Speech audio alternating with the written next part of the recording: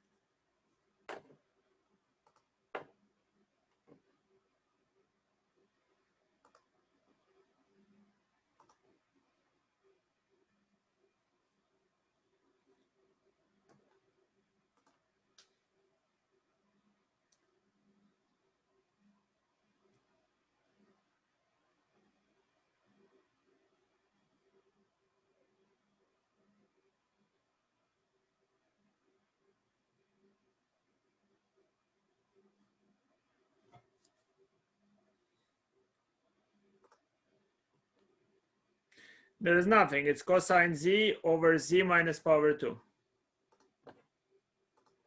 And if you know how to solve this, then of course you know there is nothing after.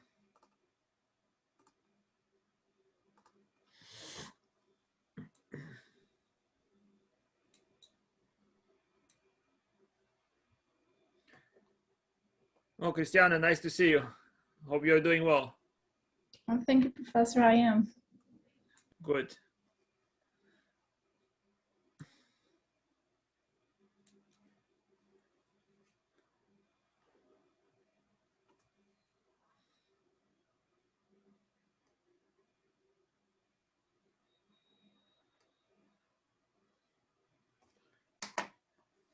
Yes.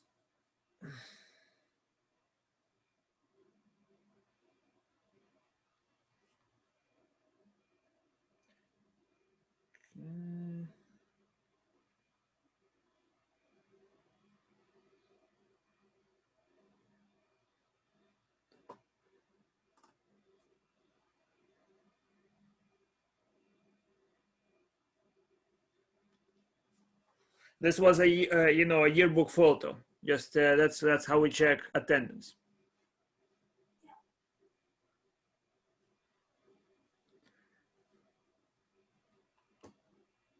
All right, guys. Cosine z over z minus pi over 2.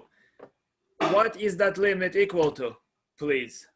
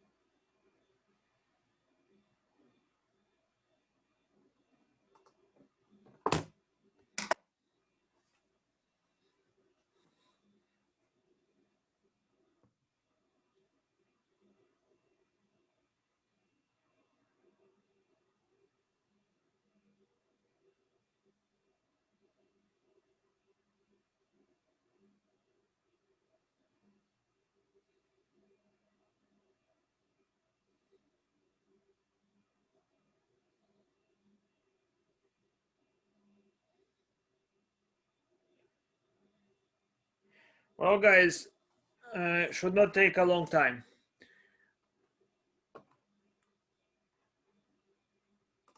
And if it does, it means that we're not quite there yet.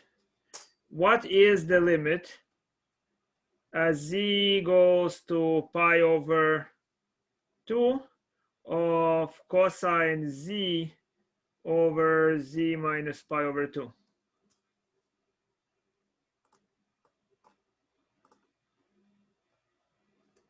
So when you answer this question, ask yourself very briefly, what type of animal are you looking at? This is what?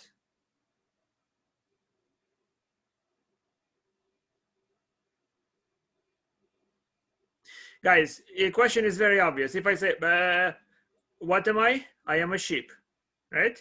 All of you see that. If I say moo, then I'm a cow. And if I say woof, woof, woof, then I'm a dog. You see that right away. Why do not you see the same thing for this question? What is somebody doing here?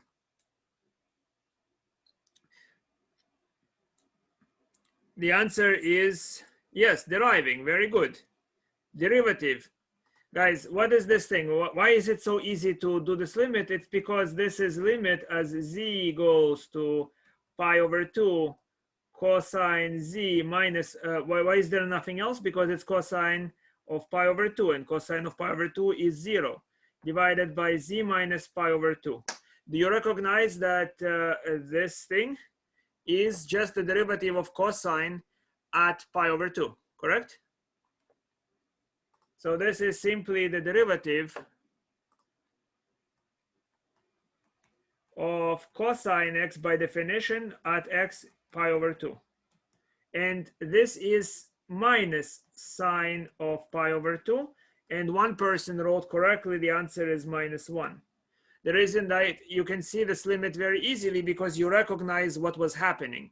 And what was happening is that somebody was taking the derivative of cosine by definition. Good? Now tell me the second limit is what is limit as y goes to 0 of tangent of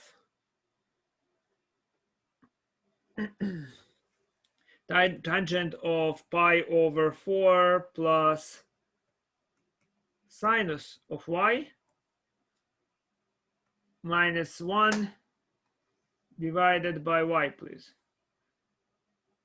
What is this limit?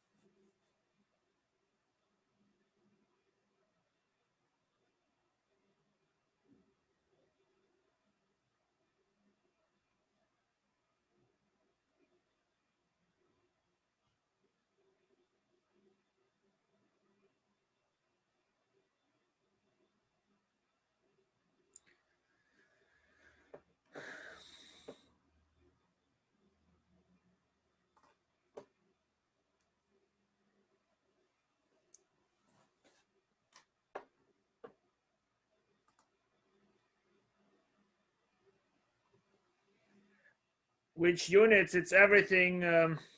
No trouble, Giovanni. We are trying to solve this limit. You see this limit? We're trying to solve it. As for the exam, so Christiana, very good. As for this exam, everything up to trigonometry. We're still covering trigonometry. We're just almost finished it. On the 29th, you submit the exam, which means you have a take-home exam, which means it's terribly, terribly easy, right? I give you a lot of time to do the exam. The final, it's timed. Good? Professor, I'm sorry, I was absent last class. So did you already give us the exam? No, I did not. Okay. I just gave a warning. The exam is written, but I will soon send it to you. So you will see instructions about it. We will talk once I submit it. Good? Okay, thanks. So don't worry, guys. You will not mix the exam if something comes up. I mean, I'm pretty flexible. I try to be at least. Good.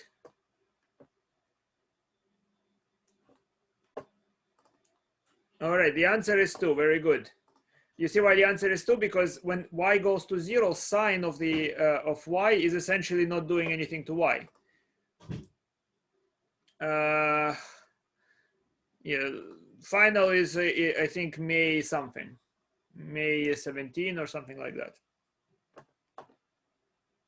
So this is what? This is tangent. This is just the derivative of.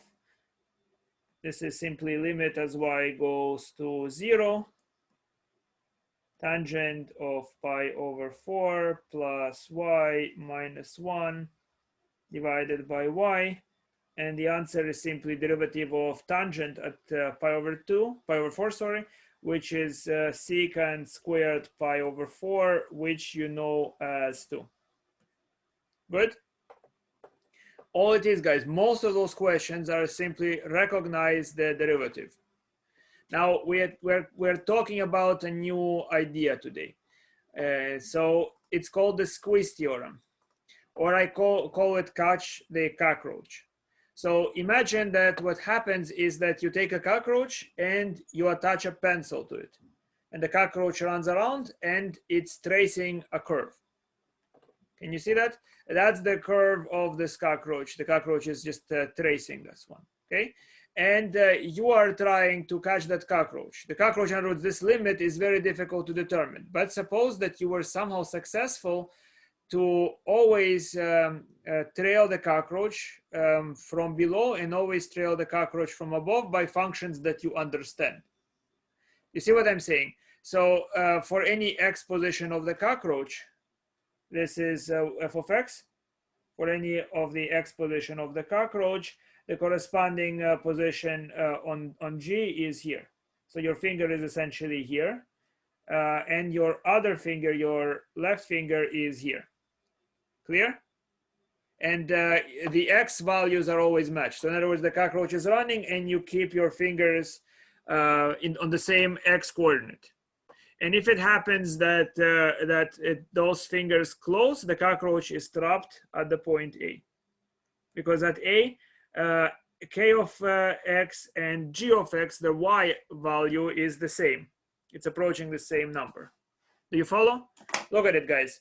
How do you catch something if you match its x coordinate at all times and then eventually match the y coordinates? Then the cockroach has nowhere to run. It's always running between the upper arm and the lower arm. Do you understand? Can you see it?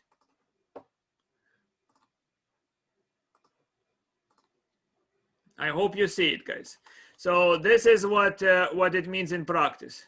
Okay, so this means that if I can figure out, if I do not know the limit as x goes to a of f of x, but I can find functions g and function k, whose limit at a is L, and so that the function is between g and k, then I know the limit of f. So here is a simple example of how that's supposed to work. I'm going to try to find the limit as x goes to 0 of x squared sine of 1 over x. Okay? That's a limit where, I mean, maybe you obviously see what the limit is, perhaps, right? You might see the limit very, very easily without any squeeze theorem, because what is this thing? X is, well, actually you have to be careful. X approaches 0, so it's not going to infinity. So this is wildly oscillating. So here is what we do. We see that sine of 1 over x is between -1 and 1. Sine of any value is always between -1 and 1. Good? Now, if I multiply both sides by x squared, then minus x squared is less than or equal to x squared sine of 1 over x. And that is less than or equal to x squared. Do you see what happened here, guys? The original function is now squeezed between one function and another function, both of whose limits as x goes to 0, I right away know. Do you see that? Which makes me right away know the limit of the middle function, because this goes to 0, this goes to 0, this guy is between them, has nowhere else to go. And so it goes to 0. Those are my nice functions. Okay, here is another example. Look at this. You can try working at it together, guys. You see, we now want to figure out what's the limit as x goes to 2 of this weird expression. You see it?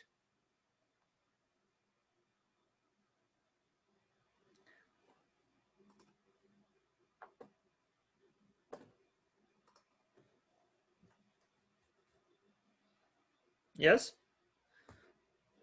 And what happens here? Do you see how do we, so try guys, what do I squeeze here? Do you see that here, the reason the limit is not so obvious, if it's not so obvious, it's because of sine and cosine of 1 over x minus 2, because the angle is approaching infinity and sine oscillates wildly and cosine oscillates wildly. So here is what I can do. I can take this function sine times cosine, and I first of all I right away can observe that this is sine of twice the angle. It's sine of twice the angle. That's one thing to do. Or you just keep it the way it used to be, and just notice that that 2 times sine times cosine is always between minus 2 and 2. Do you understand, guys? Either just understand that you have identity. This is sine of 2 over x minus 2, and then you can just squeeze it between minus 1 and 1. Or you can say, well, this number is between minus 1 and 1, and this number is between minus 1 and 1, and times 2 it's between minus 2 and 2. And instead you can make the bounds minus 2 and 2, and then multiply by x minus 2 to the 4th power. And what you would have is flunking functions that are going to 0, which forces the middle function to go to 0. Okay? You understand what I'm saying, guys? So this is between minus 1 and 1. That's what I'm saying. And if I multiply it by 2, x minus 2 to the 4th power on both sides, then I have this inequality. And the middle expression just easily goes to 0. In a moment, you will see why this is useful. It's very, very difficult to apply the Squeeze theorem in cases that are not trivial. Very, very difficult. But it appears in several situations. And here is another example. So limit as x goes to 1 of this expression, guys. You see? So I'm going to try to figure out what's that limit. So why is this limit not so obvious? Mostly because of this cosine. Because cosine of 1 over x minus 1, this function as x goes to 1 oscillates very wildly between minus 1 and 1. And so what happens is that I can look at this expression and I can call it g of x.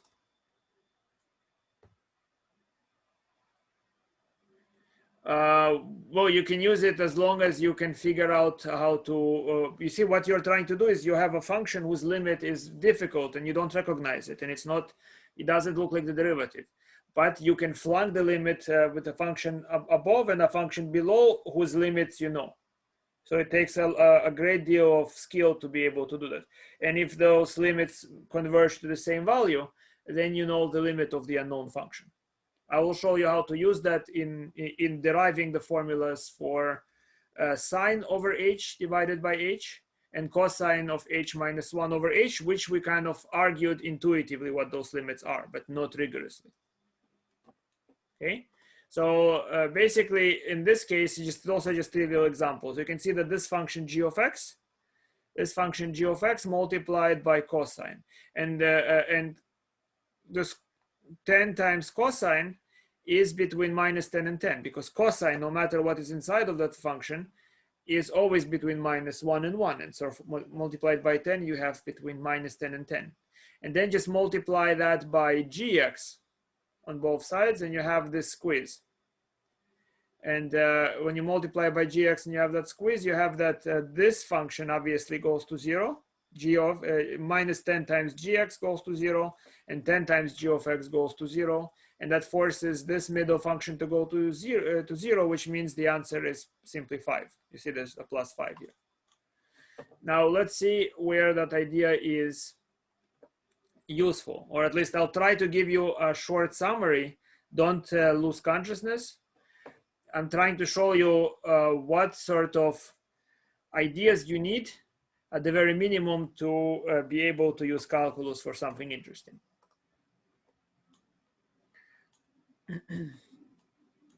Here is one example, guys.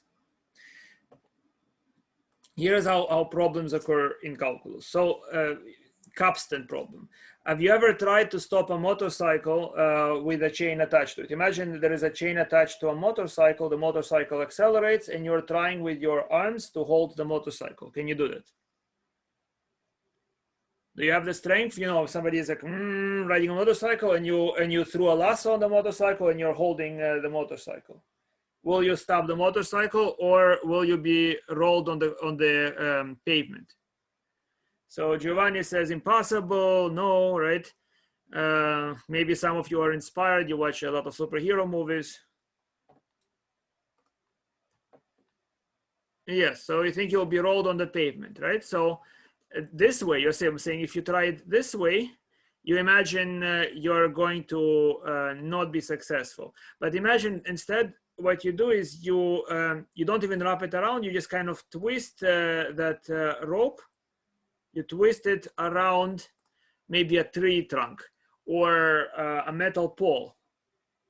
What do you think? Is it going to help you if you pull it around a metal pole?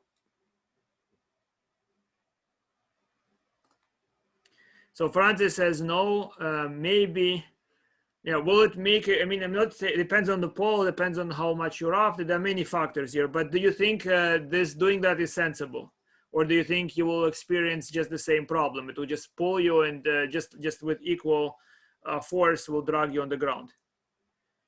So a little, maybe a lot, but will it help? So why would it help? Let's say you want to ask, does it help or not? And if so, why would it help? Or why would it not help?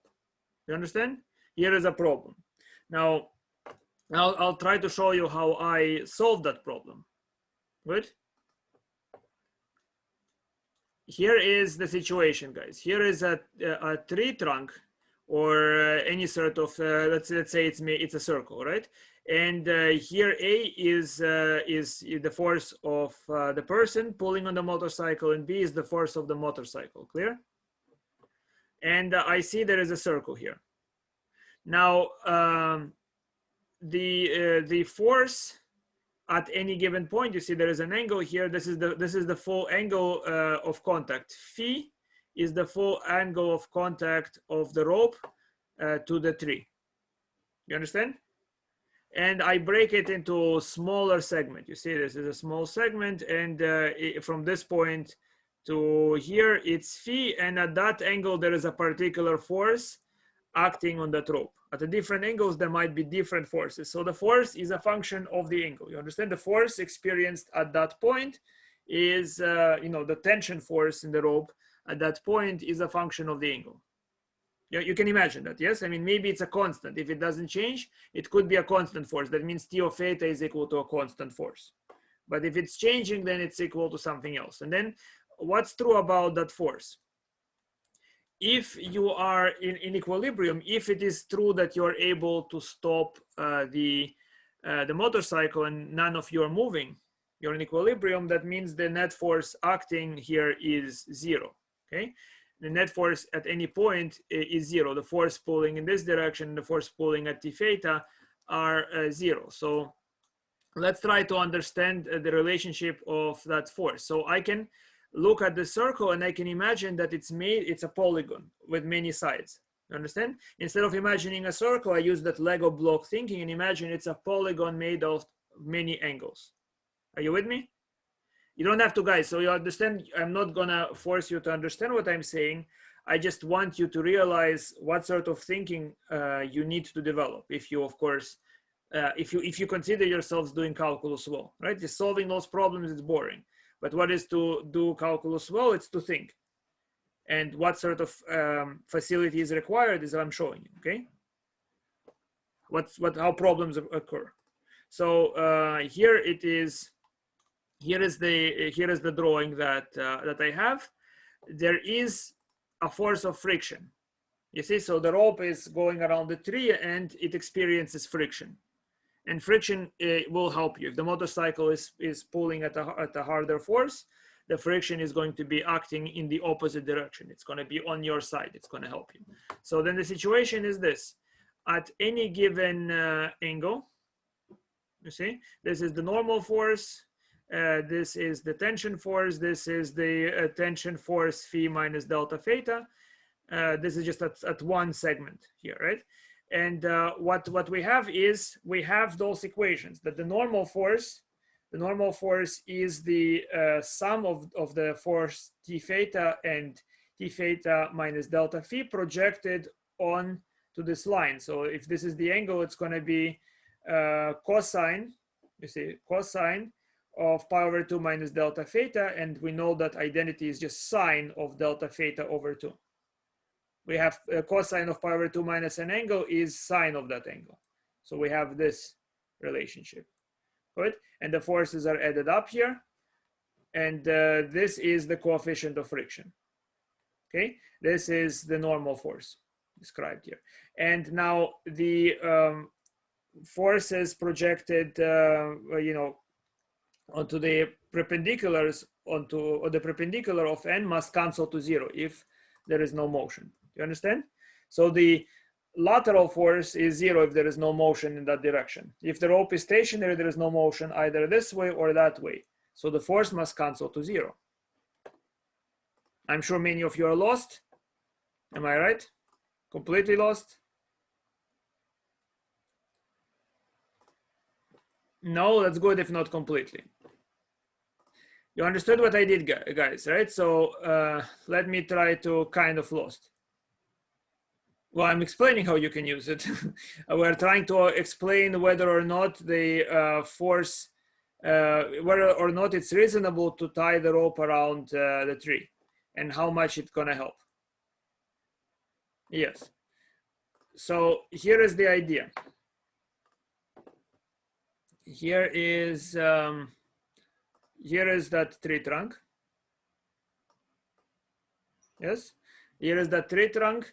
And instead of thinking of it as a tree trunk, let's see, would it help?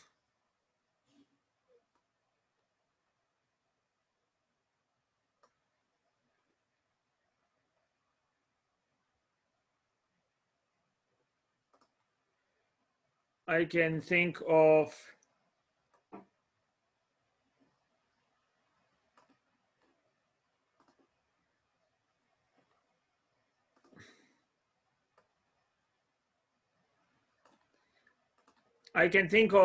this as made out of many segments. You understand?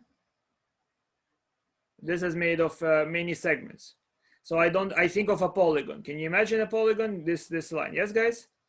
So a polygon is, oh, here it is. See?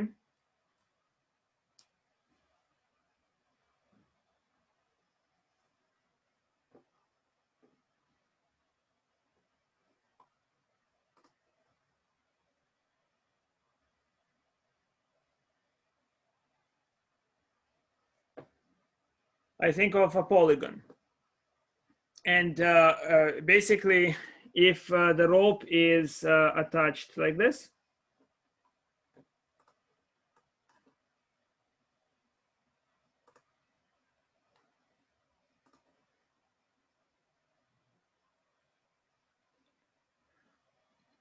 then this is the force with which you are pulling, and around, as you go around, this is the force with which the motorcycle is pulling. They are, let's say you were able to keep them in equilibrium, yes? And what is the angle that is subtended here? This total angle is of the rope contacting with the tree is the angle phi. So far clear? This is basically, I want to understand how the forces will be influenced by increasing the angle phi with which the rope is in contact with the trunk. You understand? That's what I'm trying to do. Now, there are going to be different forces. So at a given, just at an arbitrary angle, this is the full contact, and at an arbitrary angle theta. At an arbitrary angle theta, what do we have? We have that there is a force. There is a force applied by the rope, and it's tangential to the circle. This force is tension of theta. That's the force acting against you. And I want to figure out what is that force. You understand? I want to figure tension of theta at any moment of the rope, because the force acting against A is right over here, right? At this point, T of phi is the tension at the point B. Clear? It's the tension with which B is pulling, right? And over here, it's the tension is T of 0. So in other words, A pulls with a force to cancel T of 0. So A is T of 0 and B is T of phi. What's the relationship between T of 0 and T of phi if there is equilibrium? Do you understand what I did, guys? I imagined that doing so, I was able to hold the motorcycle from moving. Can you see that? And if I hold it from moving, then I have matched my force T of 0 against the motorcycle's force T of phi, the tension of phi. Now, if they happen to be the same, mathematics will tell me, if they happen to be the same, it means I still have to pull with the same force as the motorcycle is producing, which means I have to be very strong. But if T of 0 is significantly smaller than T of phi, it means that I can actually achieve something by doing that. Do you agree? Because it means I can be weak and I can still stop the motorcycle, right? If the T of phi is much bigger than T of 0, that means I am increasing my control of the motorcycle by wrapping it around the tree trunk. Do you follow? How I mathematically try to explain it. So my goal is to find that function. And if it's a constant function, then doing that does not help. But if the function is not constant, I can see how much it will help.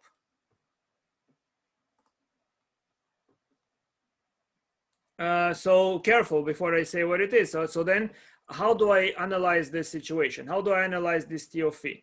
So there is a force of friction. You agree? There is a force of friction, and that's the only way I can actually amplify anything. If there was no friction, that would help not at all. It would not help, you understand? If it were completely smooth, you would see, you can verify it and you can give formulas. You would see that T of 0 is equal to T of phi, which means you might as well be pulling in a straight line, doesn't help.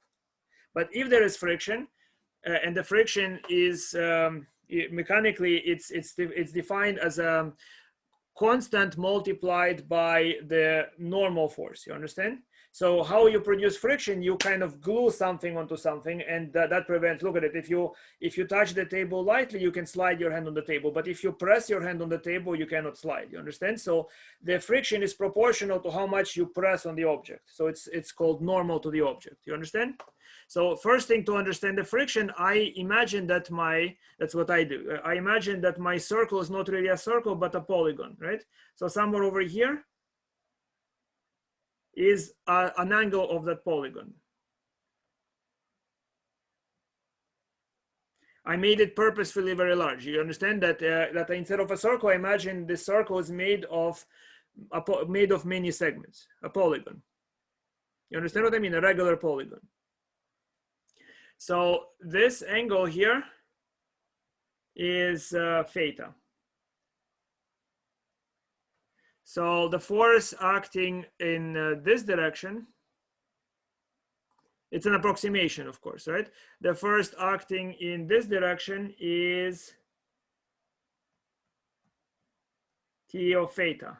And that's the force and the force that balances it, it's acting at this place. The force that balances it is because they have to be, you see, if there is no motion, it's balanced. The force that balances it is T of theta minus delta theta. So the angle here, the segments here are delta phi long.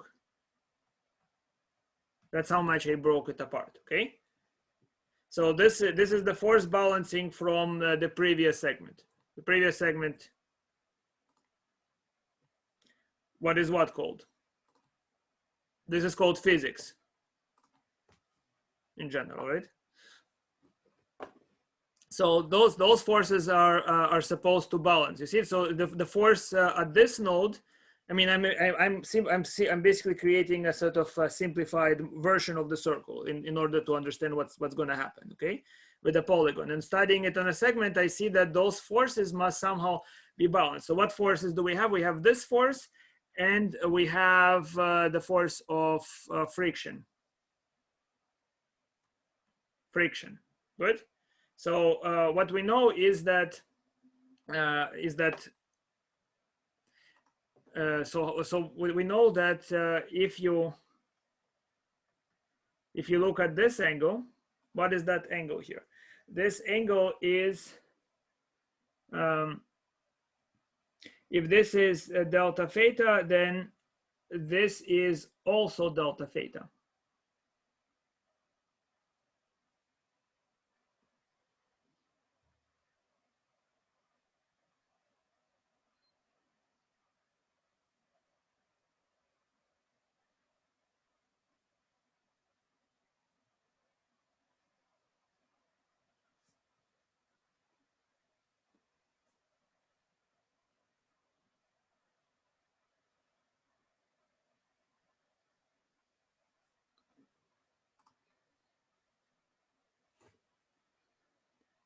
Yes, the T forces, they have to cancel each other out, and we have to understand what is this function like, basically. Okay, we're trying to understand what is this function like, and if we can come up with a formula of this function, we can estimate by how much is the force at the other end of the circle related to this force. Okay, so yes.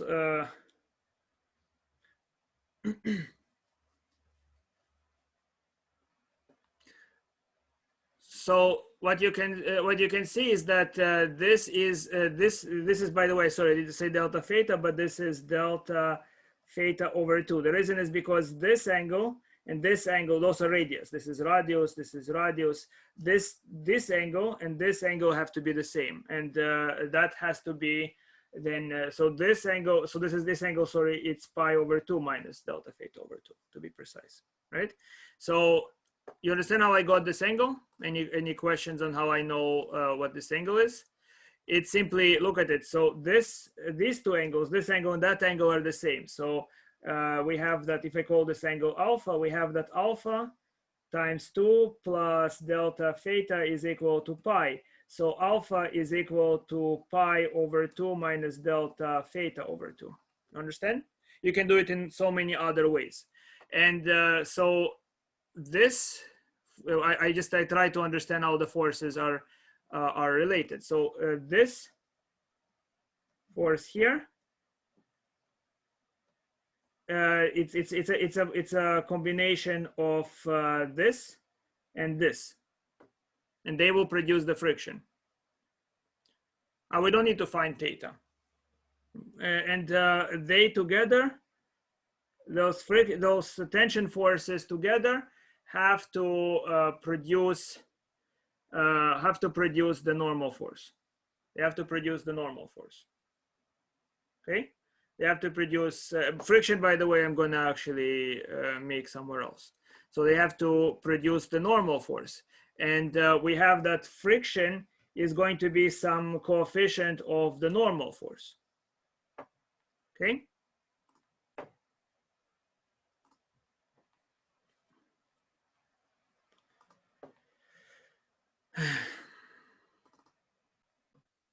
All questions are formulated with this.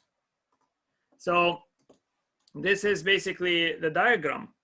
And when you analyze this, this diagram, you realize, again, you have to come up with this idea and try to think very hard why something like this is true. So that the normal force is tension projected by projected horizontally here, projected at this component, which is cosine of pi over 2 minus delta theta over 2, plus this tension at the same angle. So it's really tension of theta plus tension of theta minus delta theta times sine of delta theta over 2. And that will give you and that will give you the normal force. And friction is mu times that force. And on the other hand, the forces perpendicular to this green line have to cancel each other out, because this rope is not moving. You see, the rope is not moving with respect to any reference frame. Do you understand? So their force along the radius must be equal to the normal force. And the forces acting in this way and in that way must be canceled, because it's not moving with respect to that radius. So this force and that force cancel, and that's why I know that T of theta minus T of delta theta minus delta phi times sine of that angle minus the friction I actually decided to move along this line, minus the friction must be equal to 0. So I set up those equations. You understand, guys? I can recommend a book. I told you, if you want to see how calculus is used, you can read, for instance, the physics book that I posted on my website. Okay, and the exercise is there. That's what you do at MIT when you learn physics at an advanced level. Just mechanics. I don't even mean something advanced, right? You need to do that type of thinking with almost every question. It's very difficult. It's not easy at all. Okay, so I'm not claiming it's easy, and so you have to relax. Obviously, from this explanation, we haven't talked about normal forces. We haven't talked about physics. I don't expect you to understand anything except to be inspired, to understand that you don't want to be at this level. You want to climb up if you want to do something with mathematics. Okay, if you want to, if you understand what I'm trying to do, is to try to move you up. Good. So this is the equation I get. I get that T theta minus T of theta minus delta phi times cosine of delta theta over 2 is the friction, which is mu times the normal force, which is mu times T theta plus T theta minus delta theta times sine. And look what I have here. So by rearranging those equations, look at it, you see? I just simply divided by cosine, and I divided by cosine over here. And I get this. I get that T theta minus T theta delta theta divided by tangent of delta theta over 2 is mu of T theta plus T theta minus delta theta. Do you see that? So what I did is just now algebra. I just take cosine, divide on both sides, and then I have tangent, and I bring the tangent under the denominator of T theta minus T theta minus delta phi.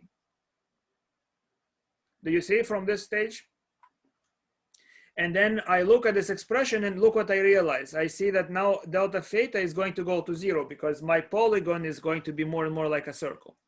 So then I take the limit as h goes to 0, and I see that T theta minus h over tangent h over 2 is equal to mu as h goes to 0 of T theta plus T theta minus h. And this limit here is easy. This limit is simply, if the function is continuous, as I imagine it is, it's going to be 2 times T of theta.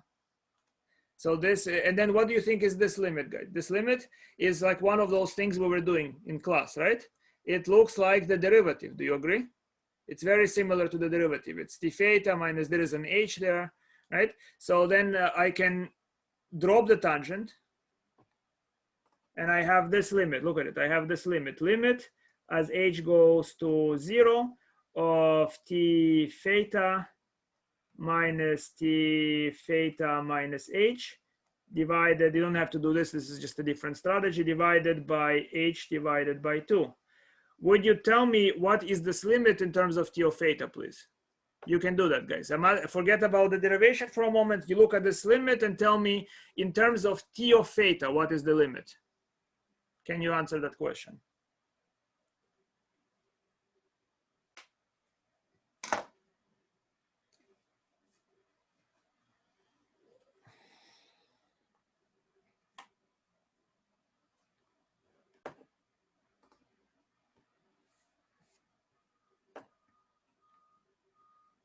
One second, let me. I'm asking you this, guys. What is limit as h goes to 0 of t theta minus t theta minus h divided by h over 2?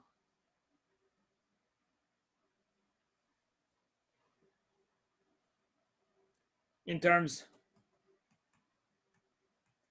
of t.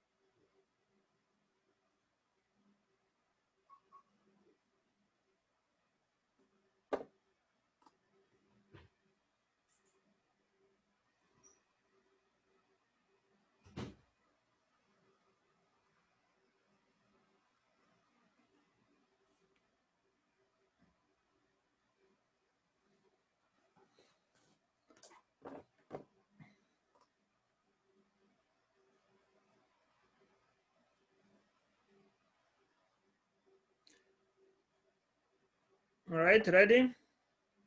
So very simply, just rewrite it, guys. Divided by 2, you can just multiply by 2 both sides. So it's 2 limit as h goes to 0. And I can write it as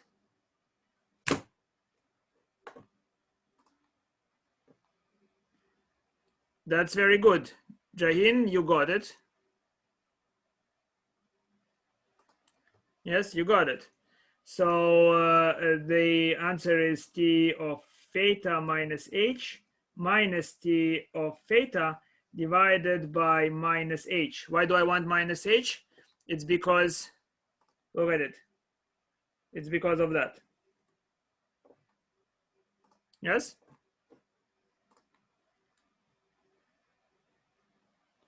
Yes, so we did do it in terms of theta, right? So what is this? So Jahin, notice that this is the definition of the derivative. So the answer is 2 times the derivative of theta. Well, I mean, I just recognize that, yes, I recognize that this expression is 2 times the derivative of theta. This pretty much I'm showing you in this problem that very stage that I'm trying to teach you in this class. Yeah? You see it?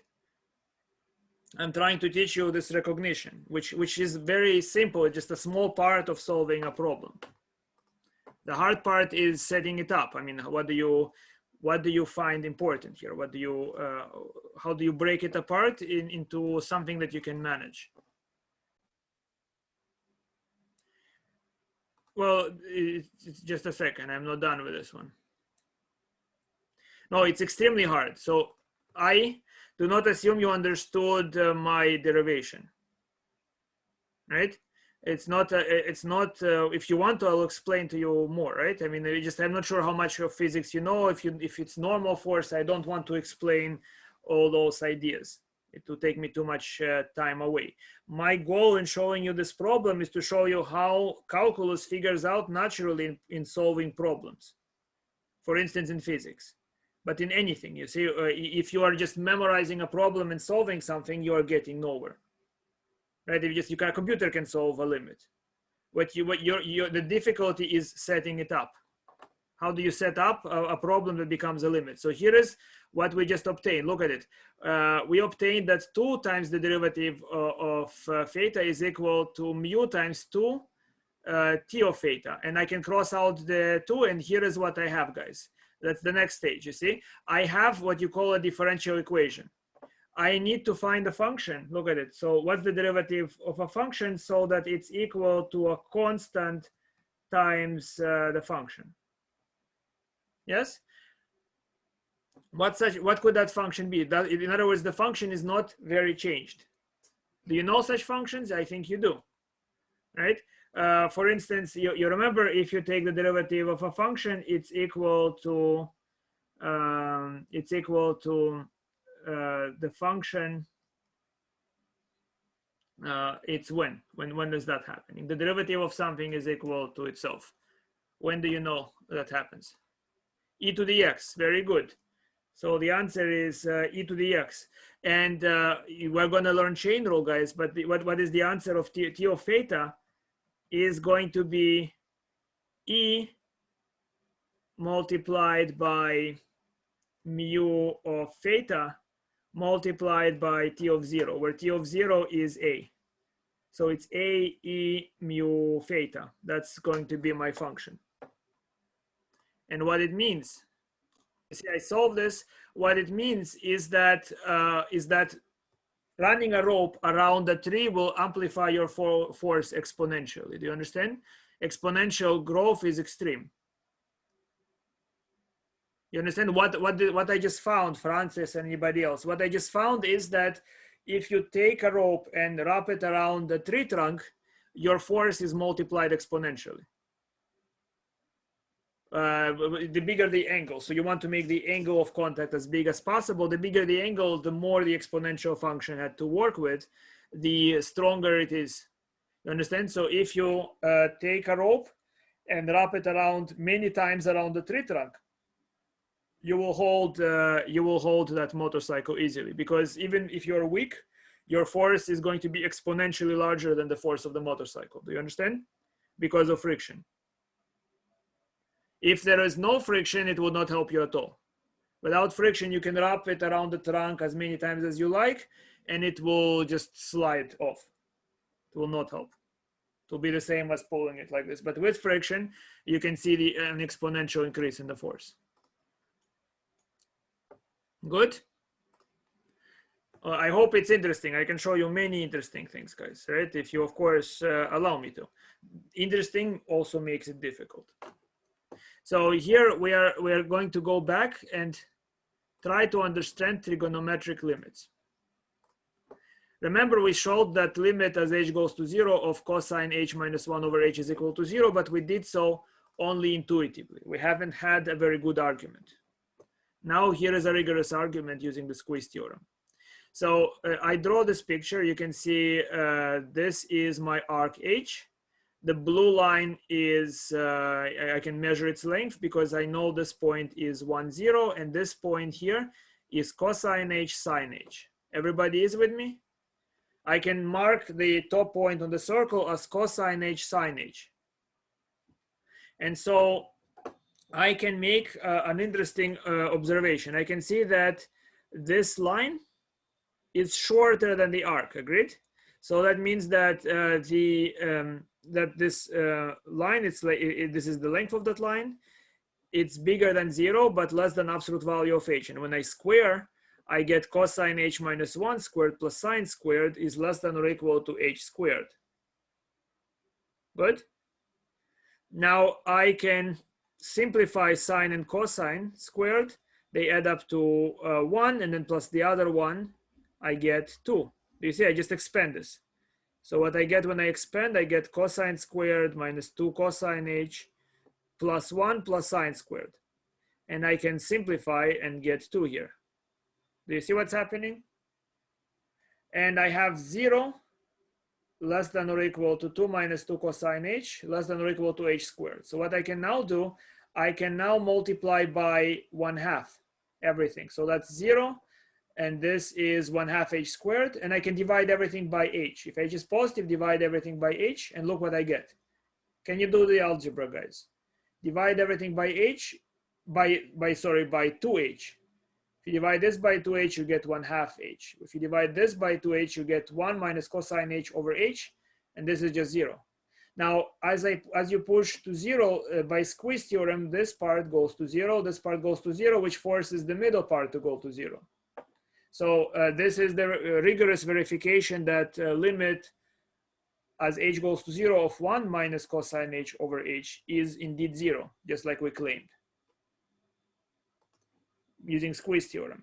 And if this is 0, then look at it, guys. Then of course the limit that I want to figure out, it's just minus this limit. Just factor a minus, and this limit now I know it's to be 0. So it's minus 1 times 0, which is 0. Good. I now know that because this limit exists, the cosine is differentiable at 0, which means it's continuous at 0. You understand? Differentiability implies continuity. Do you still remember that? Because differentiability means that if you zoom in on the curve, it looks like a straight line. So I just verified by forcing this limit, I actually mathematically verified that the derivative of cosine at 0 exists, because this is the definition of the derivative at 0 for cosine. Do you follow? Confirm if you do, guys. Right, yes, I follow. Right, why or something. I just want to see, are you with me still or completely lost?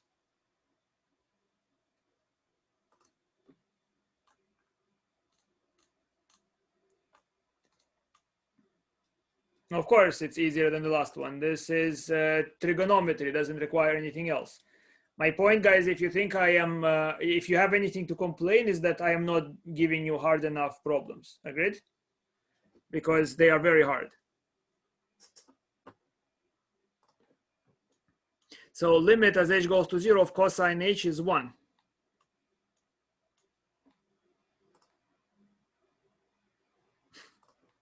All right.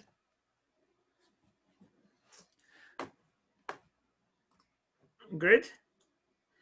And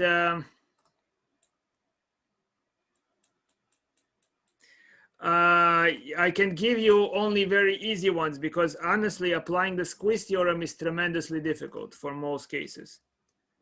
Okay, Squeeze theorem is just, I'm just applying it here, but in regular calculus, you understand, if you can figure out how to apply the Squeeze theorem, so to speak, in the wild, then you're very, very proficient in mathematics, because it tends to be very difficult. It tends to require a lot of careful observations, because you have something that is very difficult. Think about it, it's like catching a cockroach. You have to keep with the cockroach as you close on the cockroach. Yes? So it's very difficult to do. So you have to you have to be able to place a hand on top of it and a hand below it and keep track of it and squeeze it. So that's very difficult to do.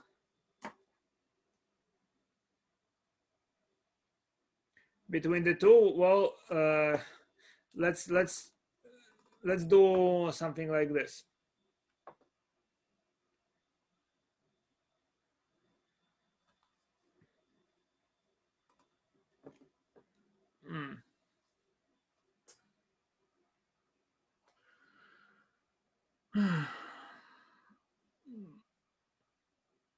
So suppose that I asked you to verify what is the limit as x goes to 0 of x to the power of 4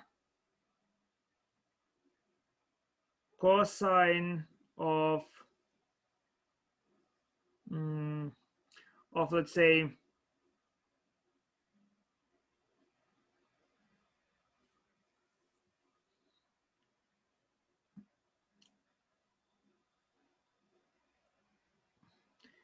one over e to the minus x, to the x, sorry. Let's just say it this way, e to the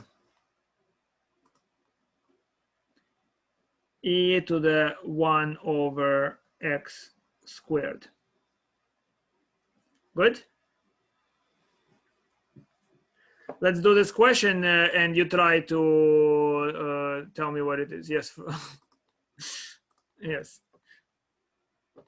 You know what? Let's do this one, and you know, you just right away think that the answer is 0, right? But the answer is not necessarily always 0, correct? That's the thing. It's just it takes Now, well, so just see if you can justify it.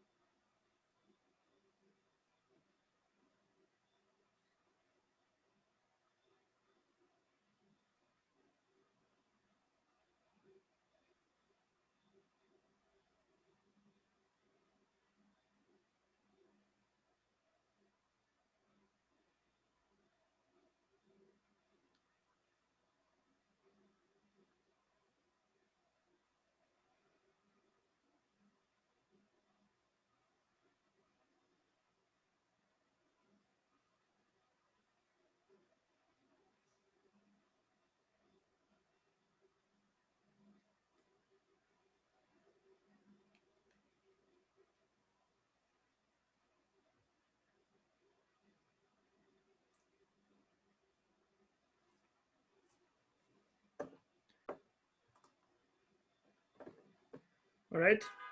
You see, how do we solve this question, guys? So cosine of anything is between 1 and -1, yeah? It's between 1 and -1. And so multiplying both sides by x to the 4, you see I'm engineering it. So it's because cosine is squeezed between 1 and -1, I can engineer what's this function squeezed between. You see, so I multiply by x to the 4, so we have x to the 4 cosine e 1 over x squared less than or equal to x to the 4. And as Francis did in this case, guess correctly, is that those functions, the squeezing functions, you see, this expression is now between two functions. And I know the limits of each function as x goes to 0. This goes to 0, this goes to 0. The middle guy goes to 0. No problem. Agreed? No problem. Now, let me try to see if I can come up with something more interesting. So tell me, please, what is limit, say, e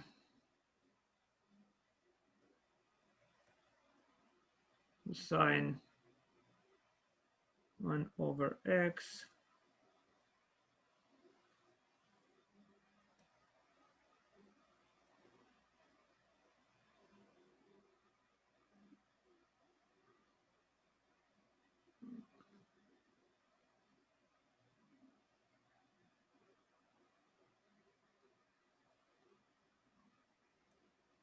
times x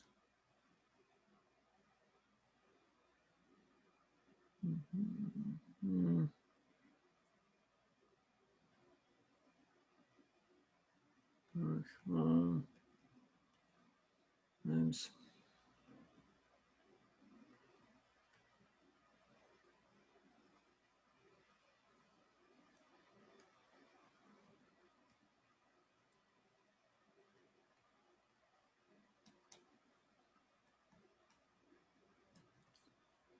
All right. Let's see if you can do this one.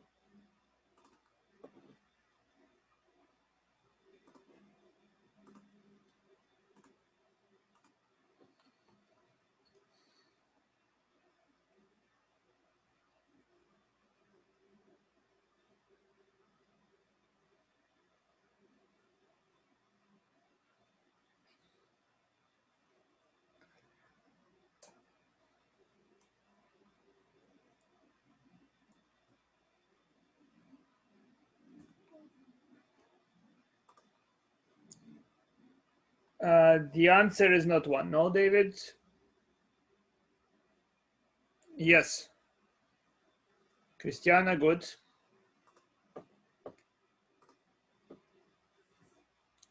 So, ready? So you see, you can take, you can look at the part here. So what is x squared e to the sine of 1 over x?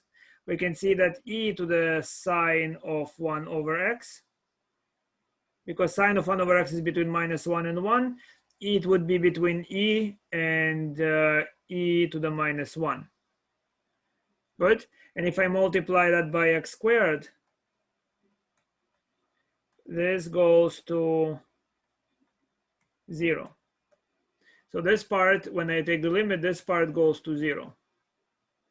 And then what about this part? This part is the derivative of root of x. So of root of x at 1, right? So this is simply derivative of root of x. I change the meaning of x, where x is 1. So the answer is 1/2. Are you following?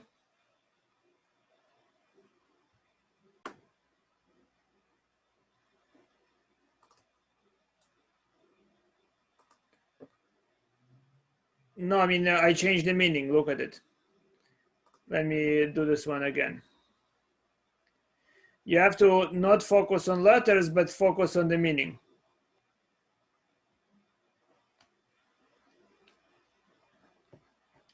So I hope you understand that this part is going to approach 0. Now, what about limit as x goes to 0 of root of 1 plus x minus 1 over x? This is the same as limit as h goes to 0 of root of 1 plus h minus 1 over h. And that's the derivative of root x, where x is equal to 1, which is 1/2. Yeah. You understand? I just change. I can just right away recognize it and change the meaning of x. So that's the derivative of a function root at 1. Clear? It looks, your faces tell me it's so clear, my God, right?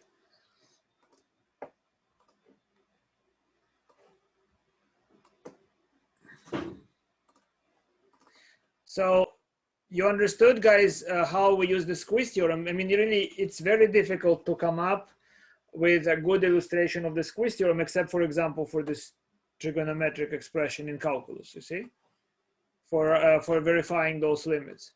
So we verified rigorously that this limit is equal to 0 by the squeeze theorem. Before that, I kind of told you that that the vertical line becomes like the curve. They become both of the same length in the limit, something somewhat vague. That somewhat, I hope you could still have seen it, but it's more vague. Remember?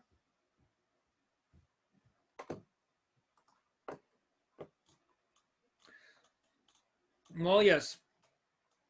And then we still have to verify some properties for the sine. And we will be done with this lecture on Thursday, and you have everything you need for the exam. But guys, all the difficulties are ahead of us.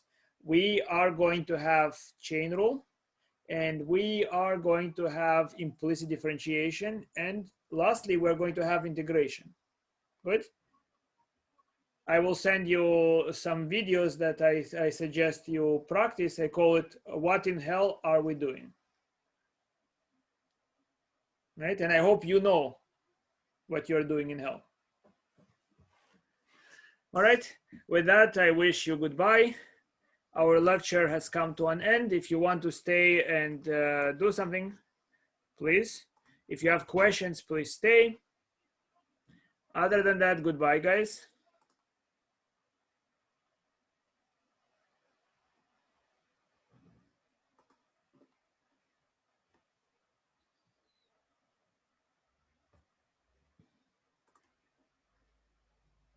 Yes.